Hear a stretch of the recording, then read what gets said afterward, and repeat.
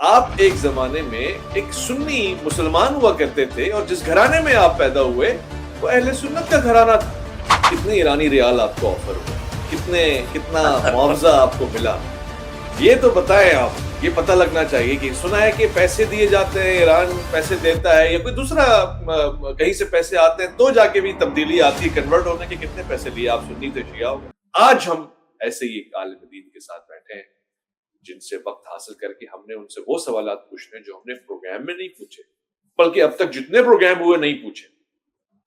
میں خواتین و حضرات خوش آمدید کرتا ہوں جناب علامہ دلشاد مہدوی کو. السلام علیکم ورحمۃ اللہ. علیکم السلام ورحمۃ اللہ وبرکاتہ. آج آپ شکر گزار اور سپاس گزار ہیں خالق کائنات کے, اور آپ کے شکر گزار ہیں کہ آپ نے دعوت دی اور ہمیں اپنے معروضات پیش کرنے کا موقع فراہم کیا. ہمارا ایک پروگرام ہوا کرتا ہے علم کی عدالت, اور آج یقیناً اسی طرح کی ایک عدالت لگی ہوئی ہے. میں نہیں کہتا کہ میں قاضی ہوں, عوام فیصلہ کرے گی, مگر آج ہم نے آپ کو اس کٹہرے میں کھڑا کر دیا ہے جس میں یقیناً اہل شرف اہل عزت کھڑے ہو کر یہ بتاتے ہیں کہ عزت کیا ہے, شرف کیا ہے. علامہ دلشاد مہدوی صاحب, مجھے ایک بات پتہ لگی, میں آپ کی علمی قابلیت پہ تو مکمل اعتماد کرتا ہوں, کوئی شک اور شبے کی گنجائش ہی نہیں ہے. جس طرح سے آپ احادیث, قرآن, روایات, صرف, نحو, تاریخ, واقعات, مناظرہ, دلیل, رد دلیل, ان تمام چیزوں سے گزرتے ہیں. ہم جانتے ہیں آپ کی عالمانہ صلاحیت کو, چاہے وہ نجف ہو, پاکستان ہو, سندھ کے علاوہ کوئی صوبہ ہو, ایران ہو, قم ہو, ہر جگہ آپ کے چرچے رہتے ہیں.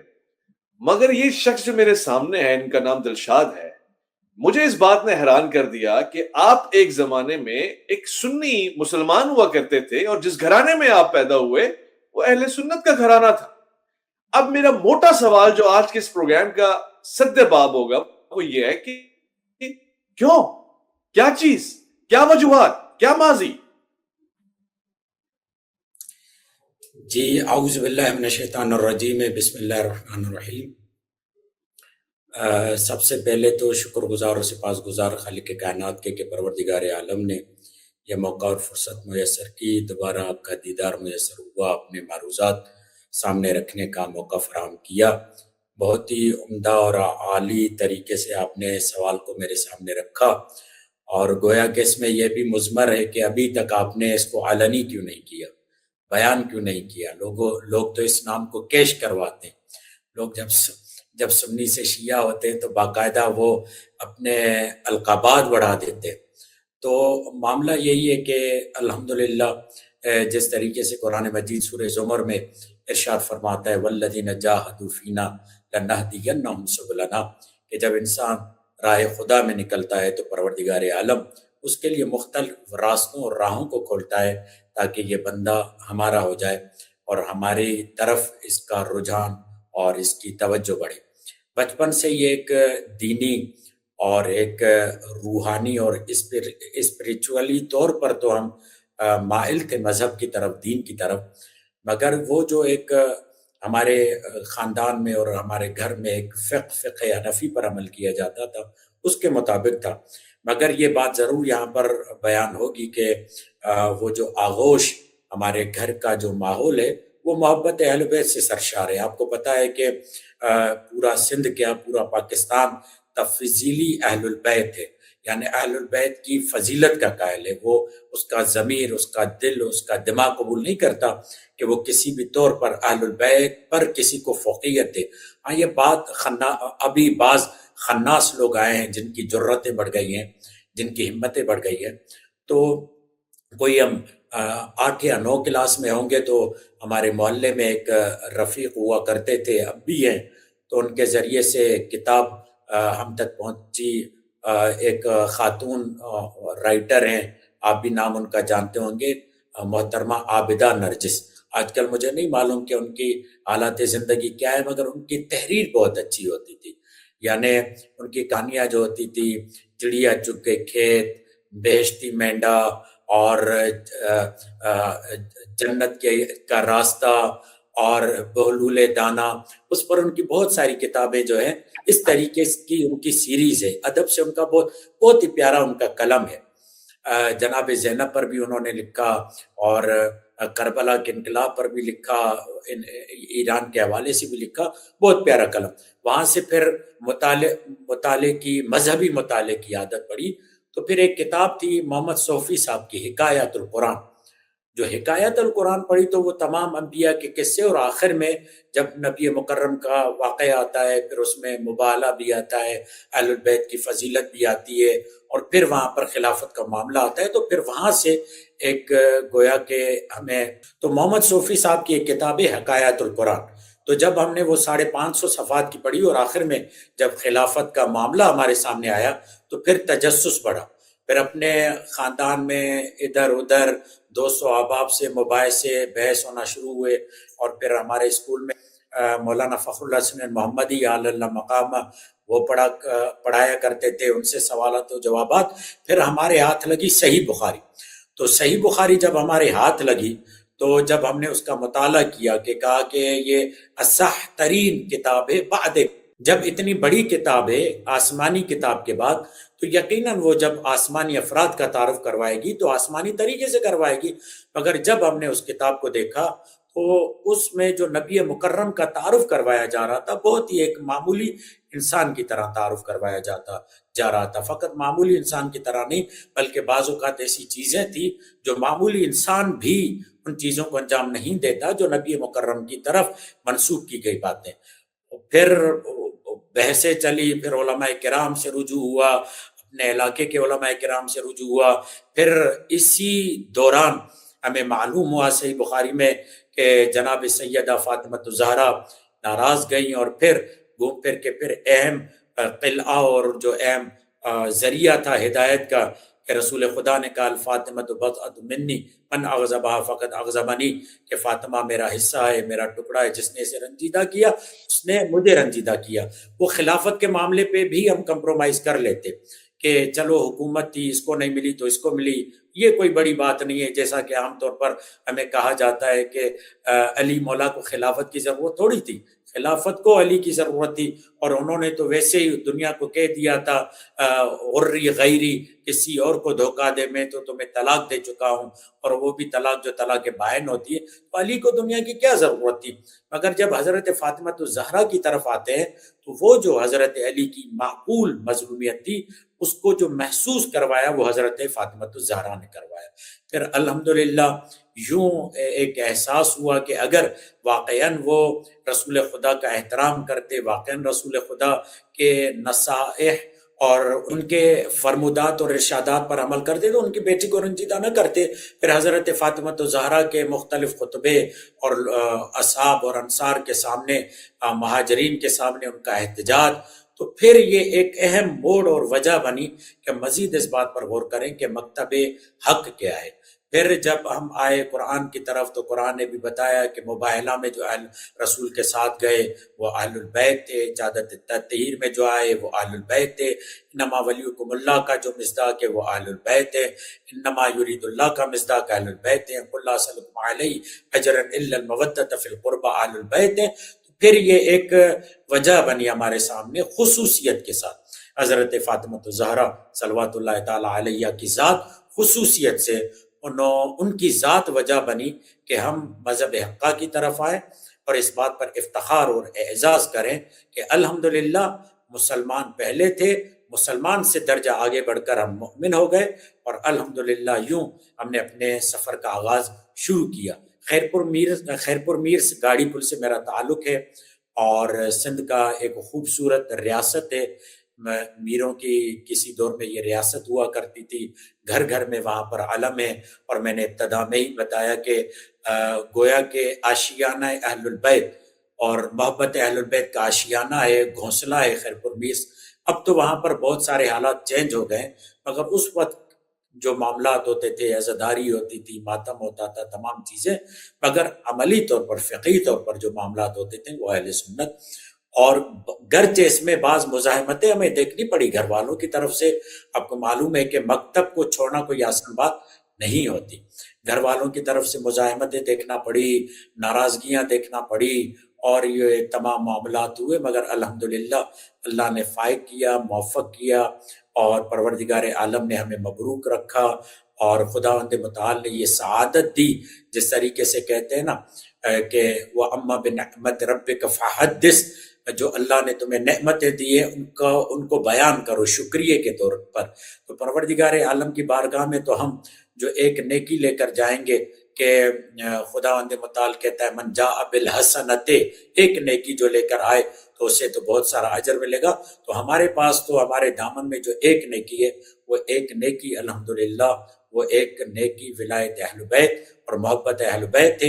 اور یہ حکومت اور ولایت اور امارت اور سرپرستی اور امامت کی طرف جس ذات نے ہمیں توجہ دلائی وہ حضرت فاطمہ الزہرا کی ذات بنی. اور وہاں پر آ کر ہم اس بات پر حتمی طور پر اور حتمی فیصلے پر پہنچے کہ اگر کوئی حق مکتب ہے تو وہ حق جس سے حضرت فاطمہ الزہرا راضی ہے, کیونکہ حضرت فاطمہ الزہرا جب اس دنیا سے جاتی ہے تو رسول جی علامہ صاحب ایک پل کے لیے بھی آپ کو یعنی ظاہر پورے وثوق سے کہہ رہا ہوں, آپ بلا تکلف اس بات کا جواب دے سکتے ہیں, ایک پل کے لیے بھی آپ کو رنج, دکھ, صدمہ, افسوس, پریشانی اور خیال نہیں آیا کہ آپ نے اکثریت کو چھوڑ کے ایک اقلیت کی طرف آپ چلے گئے, اور بڑی تعداد میں مسلمان ہیں مگر آپ ان کو چھوڑ کر جس کمیونٹی کی طرف چلے گئے وہ تعداد میں تو کم ہے, تو اسی طرح سہولتیں کم ہوں گی, راستے کم ہوں گے, وسائل کم ہوں گے, تعلقات کم ہوں گے, اس بات نے آپ کو پریشان نہیں کیا؟ آگا جب حق واضح ہو جاتا ہے نا تو پھر تو حق جو ہے نا وہ اس بات کی طرف آپ کو مائل کر دیتا ہے کہ آپ جب اہل حق کو دیکھتے ہیں. حضرت فاطمہ الزہرا تنہا ہے, مدینے والوں کو پکار رہی ہیں, مگر مدینے میں کوئی بھی ان کا ساتھ دینے کے لیے تیار نہیں. حضرت امیر المؤمنین کے آپ جملے پڑھیں, ان کی مظلومیت دیکھیں کہ میرے ساتھ عالم یہ تھا کہ بعض لوگوں کی کوشش یہ تھی کہ جب تک یہ بیعت کے دائرے میں نہیں آتا گویا کسی مسلمان ہی نہ سمجھا جائے. چند ہی لوگ تھے جو بعد رسول امیر المؤمنین کی حمایت اور امیر المؤمنین کی محبت میں آگے آئے تھے. تو پھر اس کے بعد اگر آپ دیکھتے ہیں اس بات کی طرف تو کربلا میں دیکھیں حق پر جو لوگ تھے وہ کم تھے. اور اس بات کی طرف پھر یہ ایک القاء ہوتا ہے, یہ ایک پروردگار عالم کی طرف سے ایک محبت اور ایک شکریہ ہوتا ہے کہ حبب الیکم الایمان, کہ پروردگار عالم نے تمہاری طرف ایمان ڈال دیا ہے, تمہیں ایمان کی طرف محبت ڈال دی ہے. اور فقط اتنا نہیں ہوتا, اس کو تمہارے دل کے لیے زینت بھی بنا دیا ہے.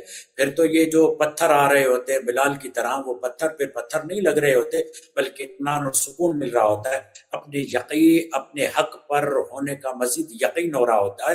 اور پھر یہ سمجھ میں آتا ہے کہ طاقت میں حق نہیں, حق میں طاقت ہے. اکثریت میں طاقت نہیں, اکثریت میں حق نہیں, بلکہ حق میں ہی جو کچھ پروردگار عالم نے کشش اور جامعہ رکھا ہے وہ سب کچھ اسی میں ہے. پھر پروردگار آپ کو ہمت دیتا ہے, پروردگار عالم آپ کو ایک شجاعت دیتا ہے.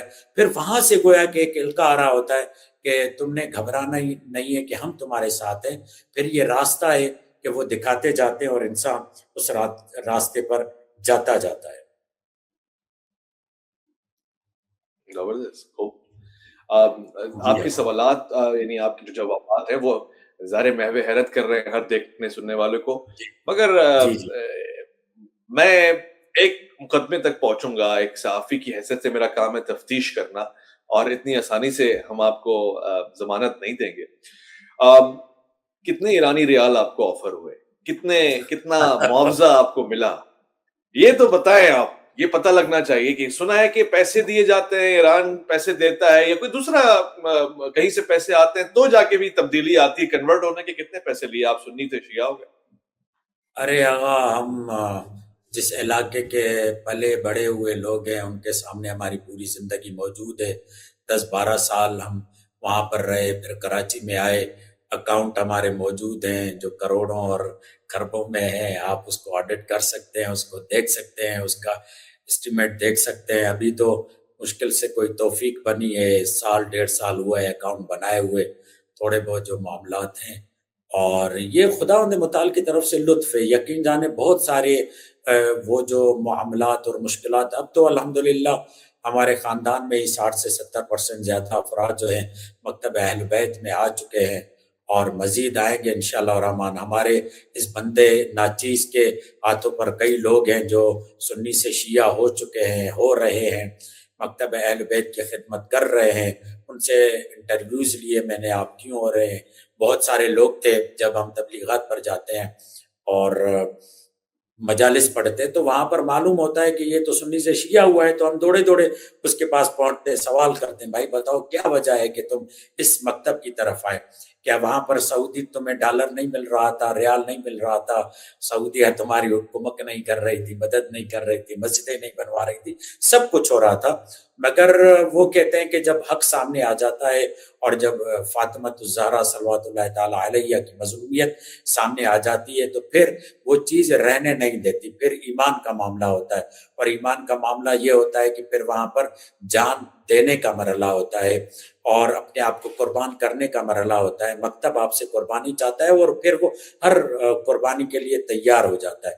الحمدللہ آج اگر ہم چند سال ہوئے ہیں، 10-12 سال ہیں ایران میں موجود ہیں، تو وہ پوری زندگی ہماری جو پاکستان میں گزری ہے، تبلیغات اور یہ تمام سلسلے، وہ کسی سے ہمارے ڈھکے چھپے نہیں ہے. باقاعدہ امتحان ہوا، امتحان میں کوالیفائیڈ ہوئے، اس کے بعد جا کر ہم ایران میں ابھی بھی ڈاکٹریٹ کا اور سطح 4 کا امتحان دے کر یہاں پر آیا، اس میں کوالیفائیڈ ہوئے، تو اب جا کر ہم سطح 4 اور ڈاکٹریٹ میں مزید آگے اپنی تعلیم کو جاری و ساری رکھیں. خوب زبردست. جب آپ نے پہلی مرتبہ جو آپ کو انکشاف ہوا کہ تبدیلی ضروری ہے اور جو کتابیں آپ پڑھ رہے ہیں اس میں دلچسپی نہیں ہے، جس کتابوں کی طرف آپ کو جانا ہے اس طرف آپ کی کشش ہے، تو والدین کا کیا رویہ تھا؟ بزرگوار آپ کے کیا کہہ رہے تھے؟ ان کی ناراضگی کس نہج کے اوپر تھی؟ اور ظاہر ایک گھرانے میں آپ نے ایک انداز دیکھا ہے اسلام ہی کا، اب وہ مختلف ہوتا جا رہا ہے. اب آپ کہہ رہے ہیں کہ جس ماتم کے آپ پر آپ تنقید کرتا بڑے ہو رہے تھے، اب آپ اس کو کرنے کا فرش عذاب بچھا رہے ہیں، تو گھر والوں کا کیا اعتراض تھا؟ گھر والوں میں میری ماں باپ کا، جو خصوصاً میری ماں کا رویہ رہا، وہ مشفقانہ رہا. ماں تو ماں ہوتی ہے، اور وہ تمام باتیں اور ان کے سامنے شیئر کرنا، میں ماں کے بہت قریب بھی تھا الحمدللہ، تو ماں کے ساتھ تو ایک رویہ. مگر اس کے علاوہ جو گھر کے افراد تھے اس میں یہ تھا نا کہ ایک پوری زندگی میں تحول آ گیا. یعنی اٹھنا بیٹھنا، آنا جانا، نظم و ضبط. جب ہم مثلاً ایک بندہ سورج ڈھلتے ہی گھر آ جائے اور وہ پھر تحقیقات کی دنیا میں اتنا گم ہو جائے، اور اساتذہ اور لائبریریاں اور یہ، اور رات کو 11-12 بجے آئے، تو یہ بھی ایک وجہ تھی. بہرحال خاندان میں جو ہمارے برادران تھے ان کی طرف سے ناراضگی، ناراحتی، مزاحمت، یہ تو سلسلے ایک قدرتی اور نیچرلی کام تھا کہ اب تو ان کی صلح ہو چکی ہے، میرے ساتھ معاملات ان کے اچھے ہیں، تو میں دوبارہ بگاڑنا نہیں چاہوں گا ان تمام باریکیوں کو بیان کر کے. مگر یہ کہ الحمدللہ بہترین سلسلہ، وہ جو ایک امتحان تھا زندگی کا، وہ گزار کر آئے. اور اب الحمدللہ آپ دیکھیں، خدا کا شکر ہے کہ پروردگار عالم نے دین کا، مذہب کا یہ شعور دیا کہ اب ہمارے بیٹے جو محمد ہیں وہ تقریباً 17 قرآن پارے حفظ کر چکے ہیں قرآن کے. 2 بچیاں ہیں، ایک نے 10 پارے حفظ کیے ہیں، ایک 9 پارے حفظ کر چکی ہیں. الحمدللہ ہمارے بچے کو پورے ایران میں دوسرے نمبر پر اور قم المقدسہ میں پہلے نمبر پر قرآن کے حفظ کرنے کی مہارت میں انہیں انعام دیا گیا. تو خدا کا فضل ہے، عنایت ہے، یہ اس دین میں اور اس مکتب میں بڑھ رہے ہیں. اور خدا سے یہی تاکید اور یہی دعا اور یہی التماس ہے کہ جو، کیونکہ آپ کو پتہ ہے کہ انسان کے دامن میں بہت ساری کوتاہیاں ہیں. میں سمجھتا ہوں اگر کوتاہیاں نہ ہو تو انسان جو ہے وہ مغرور ہو جاتا ہے. اتنی بڑی آپ کے پاس حق کی چیز ملی ہوئی ہے، تو الحمدللہ خدا کا شکر ہے چل رہے ہیں. رشتہ داروں کے ساتھ معاملات، بہترین تعلقات. اچھا مزے کی بات یہ ہے کہ تبلیغ کے دوران جب ہم کنورٹ ہوئے، مستبصر ہوئے، اور پھر جہاں پر تبلیغ کے لیے جاتے اس گاؤں سے نکال دیے جاتے، حتیٰ کہ ہمارے ضد میں، ہمارے اناد میں رشتہ داروں کی جو مسجد تھی اس کو تبدیل کر کے اور مکتب کے حوالے کر دی گئی. اس حد تک یہ تمام چیزیں اور حساسیتیں دیکھی. مگر الحمدللہ آہستہ آہستہ معاملات بہتر ہیں، اور اب تو بہت ہی بہتر ہے الحمدللہ۔ اچھا، یہاں پر یہ بات ضرور بتاؤں کہ کبھی بھی میں نے گھر میں تفرقے والی یا تبرے والی فضا قائم نہیں کی، کبھی بھی یعنی کہ نہیں کہا کہ آپ جن کو مانتے ہیں وہ ایسے ہیں، یہ برے ہیں۔ ہاں، سوال رکھا ان کے سامنے، سوال سامنے رکھا کہ رسول خدا کہہ رہے ہیں الفاطمۃ بضعۃ منی، دیکھیں رسول خدا بتا رہے ہیں کہ حق کا ماور اور معیار حضرت فاطمہ زہرا ہے۔ رسول خدا یہ کہہ رہے ہیں کہ من مات ولم یعرف امام زمانی مات میتۃ الجاہلیہ، جو بغیر معرفت امام کے اس دنیا سے چلا جائے وہ جاہلیت کی موت مرتا ہے۔ تو بتائیے کہ حضرت فاطمہ زہرا جو سیدۃ نساء العالمین ہے، وہ کس کو امام مان کر اس دنیا سے گئی؟ یا اس کے علاوہ جو سب سے بڑا سوال ہے، بعد رسول خدا جگر گوشہ رسول ہیں حضرت فاطمہ زہرا، بطول و عذرا و صدیقہ و طاہرہ زکیہ راضیہ مرضیہ ہیں۔ تو بتائیے کہ جس کے لیے رسول یہ کہہ رہے ہیں، تو بعد وفات رسول ان کے قبر مطہر رسول خدا کے ساتھ کیوں نہیں ہے؟ ان کے ساتھ ہونی چاہیے، کیونکہ اتنی پیاری اولاد ہے۔ اور یہ بھی تمام تاریخوں نے لکھا، متفق علیہ ہے یہ، کہ رسول خدا کے انتقال کے فوراً بعد جس ذات کا انتقال ہوا وہ حضرت فاطمہ زہرا کی ذات ہے۔ بی بی عائشہ اس کو نقل کرتی ہیں، بیان کرتی ہیں۔ تو یہ تمام سوالات ہم نے اپنے بزرگوں اور بڑوں کے سامنے رکھے الحمدللہ، اور بہت اچھی رپورٹ ہے، بہت اچھے معاملات ہیں، بہت اچھے یعنی کہ نتائج ہیں۔ اب یہاں پر آج کل جو پاکستان کی فضا بنی ہوئی ہے، تو اس فضا میں لوگوں کو چاہیے مزید تحقیق کریں، غور و فکر کریں، اور ان سوالات کو فتنے کا سبب نہ بنائیں بلکہ تحقیق کا سبب بنائیں۔ جب تحقیق کا سبب بنائیں گے تو انشاءاللہ الرحمن راستے واضح اور حق واضح ہو جائے گا۔ واہ واہ، گفتگو میں ظاہر سچائی ہے، حقیقت ہے، تو میرا دل کر رہا ہے کہ میں اور استفسار کروں اور پوچھوں، بلکہ آج تو میں ذرا میڈیم آف لینگویج کو بھی بدل کے بات کرنے کی کوشش کروں گا، کیونکہ حیرت میں ہوں میں۔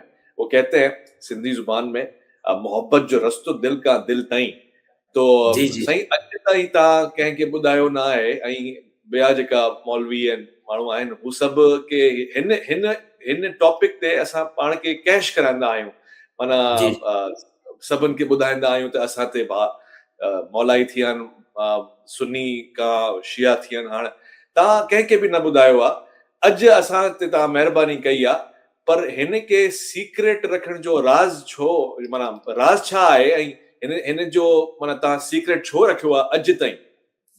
جی اویس بھائی، یا تو مجھے خاندان وارن کے رشتہ دارن کے سبنی کے اوڑے پاڑے میں منجا مناظرہ رہندا رہیا، بحثوں رہندیوں رہیوں، اتنے تمام شیوں تھیندیوں رہیوں، پاڑے وارن میں خاندان وارن میں سبنی کے خبر آئے سنیا ماشیہ تھیل آئے۔ ان وقت بھی مجھے برادران سا، مجھے بھائرن سا بعض اوقات اگر ان کے ساتھ جو کوئی سیاسی معاملہ ہوتا ہے، کوئی بات ہوتی ہے، کوئی چیزیں ہوتی ہیں، تو ملا حضرات یہ ذہن میں رکھتے ہیں کہ ان کا بھائی مولانا ہے، عالم ہے، شیعہ ہے، تو یہ چیزیں تو ان کے ساتھ بھی چلتی رہتی ہیں، اور ابھی تک یہ نوک جھوک اور کسی نہ کسی طریقے سے وہ بدلہ لینے کی کوشش کی جاتی ہے ان رویوں کے ذریعے سے۔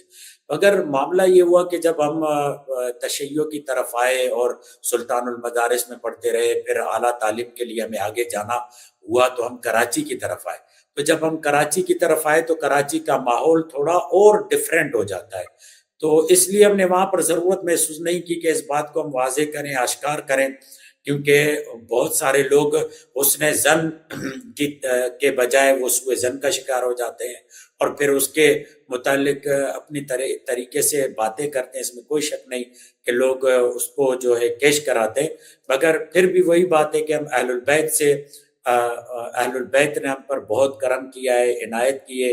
آپ دیکھیں نا کہ جس طریقے سے آپ نے ابتدا میں بیان کیا کہ عالم بننا، طالب علم بننا آسان کام نہیں ہوتا، یہ پوری زندگی کا روڈ میپ ہوتا ہے جو بنایا جاتا ہے۔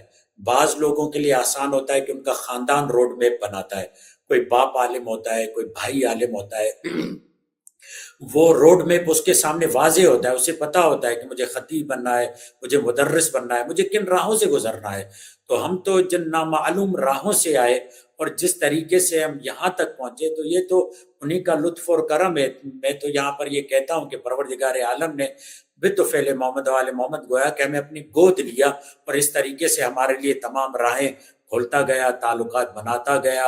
आप देखें ना आजकल कितनी सियासत होती है, बानियान के साथ ताल्लुकात बनाने, मजलिस पढ़ने वालों के साथ ताल्लुकात बनाने, एक लॉबी बनानी है, उस लॉबी के ज़रिए मिंबरों पे जाना है। ये तमाम चीज़ें हर जगह है, चाहे सुन्नी मकतब हो, शिया मकतब हो, मनकबत ख़्वाह हो, मद्दाह हो, सब हर जी जगह ये सिलसिले चल रहे हैं।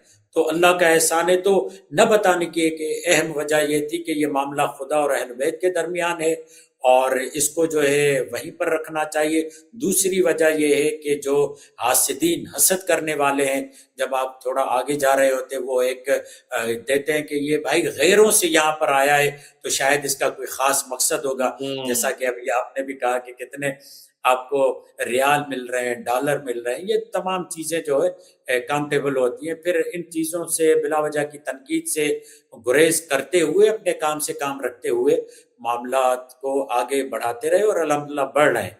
जहाँ तक आपके डॉलर और तमाम चीज़ों का मामला है तो वो सारी ज़मीनी हक़ाइक़ की हमारी हैसियत, हमारे मामला सब आपके सामने मौजूद जी हैं। आप तो कई सालों से हमें जानते हैं। आगा साईं, सिंधी मां हिकिड़ी चवणी आहे त सच सूर बि आहे ऐं रोशनी बि। जी बिल्कुल। असांजी दुआ आहे तव्हांजे लाइ, परवरदिगार जेको बि ॾुखियल शइ आहे तव्हांजे लाइ आसानी थियूं। पर जी जी शेख अयाज़ जी saying I will coat here, चवंदा आहिनि त इश्क इंसान खे आज़ाद करे थो। हाणे असांखे जी। ही ॿुधायो त ही तव्हां जेको मज़हब ऐं मसलक कन्वर्ट कयो आहे, ही का नियाणी जे लाइ त न कयो आहे? क्या क्या छा सवाल कयो आहे तव्हां माना इहो? जी थी जी सघे थो तव्हांजी जवानी ऐं तव्हांजी इश्क जी उमिरि हुई ऐं तव्हांखे को नियाणी पसंदि अची वई ऐं हुन जो मसलक शियो थी सघे थो, हुन जे करे तव्हां पंहिंजो मसलक कन्वर्ट कयो आहे। बिका छो त हिते माशरे में इहो हूंदो आहे न, माना थी सघे थो, पॉसिबिलिटी आहे। जी जी न, बहितरीनु ऐं ख़ूबसूरत सवाल कयो आहे तव्हां। ऐं मज़े जी ॻाल्हि इहा ॿुधायां त जिते मुंहिंजो रिश्तो थियो आहे उहा मुंहिंजी ख़ालाज़ाद आहे, माना रिश्ते में आहे, जंहिंखे असां मासात चवंदा आहियूं सिंधी में। तो वो खुद अहले सुन्नत मकतब के हैं, यानी उनके जो यानी वो मेरे भी नाना है, उनके भी नाना है मेरी अहलिया के। वो बहुत बड़े अपने इलाके के आलिम समझे जाते थे अपने। और जब जिनसे मेरा रिश्ता हो रहा है तो उनके वालिद उन्हीं के बेटे हैं, यानी जिनकी ये बात कर रहा हूँ मैं। तो कहने का मकसद ये है कि उनके ख़ानदान से हैं। तो वहाँ पर तो ये बहुत शिद्दत के साथ इस बात को लिया जा रहा था कि पता नहीं, यहाँ तक कि निकाह पे मामला हुआ कि हम कौन सा निकाह पढ़ाएंगे, सुन्नियों वाला निकाह पढ़ाएंगे, शियों वाला निकाह पढ़ाएंगे। तो वो तो हमारी तस्वीरें और वो तमाम चीज़ें मौजूद है। और उस वक्त हमारे साथियों ने उसको रिकॉर्ड भी कर लिया कि हमने कहा कि भाई वो हमारे एक सिंध के आलिम दीन है मौलाना असद इकबाल जैदी साहब, जो शिया उलमा काउंसिल के सदर भी हैं, अभी भी जी जी मौजूद हैं। जी जी, उन्होंने निकाह पढ़ा मेरा। तो हमने कहा कि दुआ आपके आलिम अहले सुन्नत पढ़ेंगे। तो वहां पर उस पर राजी हुए। इस तरीके से ये मामला हुआ। तो ये तो अजहर मिन शम्स से कि हमने अब अल्हम्दुलिल्लाह देखे ना, वो मकतब पूरा मेरे जो क्या कहते हैं आप, जो भाई कहलाएंगे, जो मेरी अहलिया के जो बरादरान है, वो मकतब अहल बैत में आ चुके हैं। मुझसे ज्यादा तो इस वक्त शिया मेरी घरवाली है, वो अपने बच्चों की तरबियत कर रही है ईरान में बैठकर, वो तमाम मामलात। तो ये एक सिलसिला है अल्हम्दुलिल्लाह। और खुदा का शुक्र है कि कोई ऐसा मामला या कोई ऐसी बात नहीं थी। ये आपने मैंने ये इसलिए भी ये सवाल पूछा कर। कि जी जी जी कोई जी जी खर्चा ना रहे। और एक और बात भी हमें बड़ी हैरान करती है कि चूंकि आप पढ़े लिखे हैं, आपकी फारसी जुबान पे भी बड़ी गहरी तहकीक भी है और उसके हवाले से आपकी जो अदायगी है, उर्दू जुबान का भी लबो लहजा आपका बड़ा क्लियर, बड़ा बेहतरीन तलफ़ुज़ है। तो ये ज़ाहिर आपने हासिल किया है। मगर जब आप मदरसे में दाखिल हुए, ईरान गए या पाकिस्तान की किसी, तो वहाँ जो तुल्लाब होंगे, जो तालिब इल्म दीगर होंगे, वो आपको ऐसे नहीं देखते होंगे सुन्नी आया है, सुन्नी बैकग्राउंड से है और इसको तो अभी कुछ, जब आप सीख रहे होंगे नमाज, वुज़ू और दीगर, तो उस वक़्त उनका क्या क्या वो था तासुर आपको देख के, वो ज़रा बयान फरमाएँ ना? جی اگر میری جو تربیت ہوئی ہے نا وہ میرے استاد ہیں مولانا فخر الحسن محمدی، ان سے ذاتی معاملات اور تعلقات کے تحت تربیت ہوئی ہے میری. وہاں پر میں نے جو بنیادی کورس ہوتا ہے، پیش امامی کا کورس کہہ لیں، سینٹر کا کورس کر لیں، نماز کا، تمام چیزیں وہاں پر میری ہوئی. آپ توجہ فرمائیں کہ جو یسر القرآن ہے میں نے 2 دن میں ختم کیا، اور جو پورا قرآن تھا وہ میں نے 1 مہینے میں ختم کیا. یہ ہماری ایک اسپیڈ تھی اور یہ طریقہ تھا. اور جو میرے استاد تھے وہ بھی اردو زبان کے بابائے اردو کہلائے جاتے ہیں. ہمارے خیرپور میرس میں بابائے اردو کہلائے جاتے تھے مولانا فخر الحسن محمدی، جو اردو زبان کے بہت ہی، اور ناز ہائر سیکنڈری اسکول میں بہترین استاد تھے. اور ان کے کلمات اور ان کے جملات سند کے طور پر ہوتے تھے. تو الحمدہ ایک تو یہ سلسلہ ہوا کہ عطیہ ہائر سیکنڈری اسکول جو انگلش اور اردو میڈیم اسکول تھا، ہمیں وہاں پر پڑھنے کا موقع ملا، تو وہاں بھی زبان بہت صاف ہو گئی. جو ہمارے ٹیچرز تھے وہ اردو زبان والے تھے، وہاں زبان صاف ہو گئی. پھر ناز میں آئے، پھر اس کے بعد تھوڑا ہی عرصہ ہم خیرپور میں رہ کر پھر کراچی میں آئے 8-10 سال. وہ مسلسل اس سے زبان صاف ہوتی رہی، مطالعہ اور کوشش اور کاوش، یہ تمام چیزیں. البتہ جس طریقے سے میں نے آپ کو بتایا کہ میرے استاد کی جانب سے بھی یہ کہا گیا تھا کہ بلا وجہ اس کی تشہیر نہیں کرو کہ میں سنی سے شیعہ ہوا ہوں، ایک خوبصورت اور ٹھنڈے ماحول میں آگے بڑھتے رہو. جب ضرورت ہوئی اور کہیں پر بیان کرنے کی حاجت ہوئی، یا سمجھے کسی دوست نے پوچھ لیا اوپن فورم میں، تو اس کو چھپانے کی بھی ضرورت نہیں ہے. جیسے کہ آج آپ نے اوپن فورم میں پوچھ لیا ہے، مجھ سے معلوم کر رہے ہیں، تو اس کو ہم نے چھپایا بھی کبھی نہیں ہے. بہت سارے ایسے ذاتی اور قریبی دوست ہیں جو یہ جانتے ہیں ہمیں کہ ہم سنی سے شیعہ ہوئے ہوئے، مگر جہاں بھی ہم مجالس پڑھنے جاتے ہیں تو ہم پہلے ہی اٹھ کر کے نہیں کہتے کہ سنو ہم سنی سے شیعہ ہوئے ہوئے ہیں، ذرا غور سے سننا. خوب. ذرا دلچسپ بات ہے اور حسین بات ہے. بہرحال میں اور تو ویسے بھی میری گفتگو جارحانہ ہوتی نہیں، میری گفتگو فضائل اہل البیت پہ ہوتی ہے، لوگوں کو توجہ دلائی جاتی ہے، اسی میں ایک اسوہ ہوتا ہے. خوب ہے، اچھا ہے. جی مگر قبلہ دیکھیں، ہم تو اپنی ذمہ داری پوری کریں گے تاکہ آپ آخرت میں یہ نہ کہیں کہ آپ نے تو دعوت ہی نہیں دی. ہم ابھی بھی دعوت دے کے دیکھ لیتے ہیں آپ کو کہ آپ واپسی سنی ہو جائیں. کیا لیں گے بتائیں؟ کیا آپ کو معاوضہ چاہیے؟ کیا آپ کو کچھ بھی طلب ہے تو بتائیں کہ آپ کو واپسی سنی کرنے کے لیے ہمیں کیا کرنا پڑے گا. آغا میں تو یہی کہہ رہا ہوں کہ میں پہلے سنی نہیں تھا، اب سنی ہو گیا ہوں نا. ہم تو یہ دعویٰ کرتے ہیں نا، پہلے ہم صحیح طریقے سے سنی نہیں تھے. رسول نے جو ہمیں دیا، انی تارک فیکم ثقلین کتاب اللہ و عترتی اہل بیتی، تو اہل بیتی رسول نے دیا نا. ہم تو رسول کی سنت پر چل رہے ہیں. جس طریقے سے بعض روایت یہ کہتے ہیں اور کرتے ہیں کہ رسول خدا نے یہ بھی کہا کہ انی تارک فیکم ثقلین کہ کتاب اللہ و عترتی و سنتی وہی اہل البیت کا راستہ ہے. ڈاکٹر محمد تیجانی سماوی نے کتاب لکھی ہے نا کہ ہم ہی اہل سنت ہیں. تو حقیقت یہ ہے کہ جو صحیح طریقے سے مکتب اہل البیت کو لیتا ہے، ہم اسے منحرف سمجھتے ہیں جس نے رسول کے فرمودات کو چھوڑ دیا ہے. فرقے تو وہ کہلاتے ہیں نا جنہوں نے رسول کا راستہ چھوڑ دیا ہے، جنہوں نے اٹھتے ہی رسول کا راستہ اختیار کیا، جنہوں نے بعد رسول صالح ترین، متقی ترین، عالم ترین، مدبر ترین، زاہد ترین، مجاہد ترین انسان کے ہاتھ پر بیعت کی. اور جو رسول خدا کا رشتہ دار بھی ہے اور علم کا وارث بھی ہے وہ علی ابن ابی طالب ہے. ہم تو دوسروں کو کہتے ہیں کہ آپ لوگ منحرف ہو گئے نا. ہم ہی صحیح طور پر اہل سنت ہیں. اگر آپ کو آنا ہے اہل سنت میں تو اس مکتب میں آئیے. اور معاف کیجیے گا، یہاں پر کوئی تعداد بڑھانا مراد نہیں ہے، شعور. اگر کسی میں یہ شعور آ جاتا ہے کہ حقیقی طور پر بعد رسول اگر کوئی صحیح خلیفہ بنتا ہے، آج بھی دنیا داری میں دیکھیں آپ کوشش کرتے ہیں ہم ایسے صالح ترین فرد کا انتخاب کریں جو علم میں، عمل میں ہر اعتبار سے وعدہ خلافی نہ کرتا ہو، یہ نہ کرتا ہو، وہ نہ کرتا ہو، تو اس کا ہم انتخاب کرتے ہیں. تو میں تو یہی کہتا ہوں کہ میں اب صحیح اہل سنت ہوں، اب صحیح اہل تشیع ہوں. اسی لیے رسول خدا نے جو اس اہل سنت کا جو ٹائٹل دیا ہے، جو علی کے پیچھے چلتے ہیں، اس کے لیے یہی کہا ہے کہ ان الذین آمنوا وعملوا الصالحات اولئک هم خیر البریہ. تو رسول سے پوچھا گیا یہ خیر البریہ کون ہے؟ جو مخلوقات میں بہترین مکتب ہے یا بہترین فکر ہے یا بہترین مخلوق ہے. تو رسول خدا نے کہا یا علی انت وشیعتک ہم خیر البریہ. تو الحمدللہ ہم تو یہ دعویٰ کرتے ہیں کہ صحیح، حقیقی اور جس پر اطمینان ہو، جس پر مرنے سے بھی ہمیں اطمینان ہوتا ہے، وہ یہی مکتب اہل سنت، مکتب اہل تشیع ہے۔ تو پھر آپ خود کو سنی کہا کریں نا، پھر آپ شیعہ کیوں کہتے ہیں؟ سنی ہوئے نا پھر تو آپ۔ بالکل ہم سنی ہیں، بالکل ہم سنی بھی ہیں، ہم شیعہ بھی ہیں۔ جس ٹائٹل کو آپ دیکھتے ہیں اور دوسری جس عنوان کو آپ دیکھتے ہیں، جس طریقے سے اس امت کو امت حنیف کہا گیا ہے، مسلم حنیف کہا گیا ہے، وہاں مسلمان بھی کہلاتا ہے، مسلم حنیف بھی کہلاتا ہے، یہ سنی بھی کہلاتا ہے، شیعہ بھی کہلاتا ہے، دعوت فکر دیتا ہے۔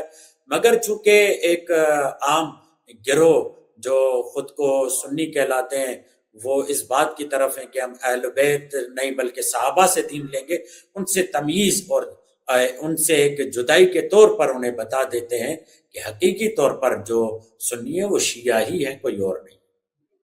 برا نہ مانے گا، ایک ایسا سوال پوچھوں گا جو ظاہر میں کہتا ہوں کہ صحافی بعض اوقات دوسرے حلقوں کی ترجمانی کرتا ہے، جی اعتراضات کی جی ترجمانی کرتا ہے۔ اس جی اینگل سے دیکھیں کہ آپ ایک ایسے مکتب فکر سے جہاں جو شخص چاہے نماز پڑھا دے، جو شخص چاہے امام بن جائے، جو شخص چاہے اولو الامر خلیفہ بن جائے، اس کی اطاعت واجب ہو جاتی ہے، ایک ایسے مکتب فکر سے ایک ایسے مکتب فکر میں چلے گئے کہ آپ جتنی کوشش کر لیں، جتنی محنت کر لیں، آپ کا امامہ سفید ہے، ایک سیاہ امامے والا آپ کے آگے آگے بیٹھ جائے گا، آپ کو اس کا احترام کرنا ہوگا اور وہی آپ کو لیڈ کرے گا، وہی آگے جائے گا۔ آپ کے امامے سفید ہونے کی وجہ سے وہ آپ کے آگے رہے گا، اور جب آپ نماز پڑھانے جائیں گے تو بندہ پوچھے گا کہ آپ عادل ہیں کہ نہیں، یعنی پوری آپ کی عدالت کے اوپر سوال جواب ہوں گے، آپ ایسے کسی جگہ نماز بھی نہیں پڑھا سکیں گے۔ تو یہ فائدہ ہوا یا نقصان ہوا؟ نہیں، بہت ہی اچھا۔ آپ دیکھیں نا، یہ اس مکتب کا اعتماد اور اعتبار ہے، یعنی جب وہ 2 فٹ کی مسجد کے لیے بھی امام کا انتخاب سوجھ بوجھ اور سمجھ کے ساتھ کرتے ہیں، تو پورے مکتب کے لیے ان کو وہ جب امام لیں گے تو کیسا لیں گے؟ یہ تو ان کی ایک بہت اچھی کوالٹی ہوئی نا۔ جب آپ ڈیٹیکٹڈ گیٹ لگاتے ہیں تو کیا آپ یہ کہتے ہیں کہ انہوں نے مشکل بڑھا دی؟ نہیں، بلکہ انہوں نے اور آسانی کر دی۔ جب آدمی اندر جائے گا تو اور اطمینان کے ساتھ وہ نماز پڑھے گا، خضوع اور خضوع کے ساتھ نماز پڑھے گا کہ اب مجھے کوئی خطرہ نہیں ہے کوئی۔ اسی طریقے سے جو دینی وائرس ہیں، جو فکری وائرس ہیں، ان سے بچایا جاتا ہے، فلٹر کیا جاتا ہے کہ جب آپ کے محلے کی مسجد کا امام، اس کے شرائط یہ ہیں کہ وہ اثنا عشری ہو، وہ حلال زادہ ہو، وہ فسق و فجور میں مبتلا نہ ہو، دنیا والے، حتیٰ کہ ان کے رشتہ داروں سے اگر پوچھا جائے کہ یہ گھر میں اٹھنے بیٹھنے میں کیسا ہے، اس کے عدالت کی گواہی دیں، پھر وہ اس اہل ہے کہ وہ مسجد میں آ کر نماز پڑھائے۔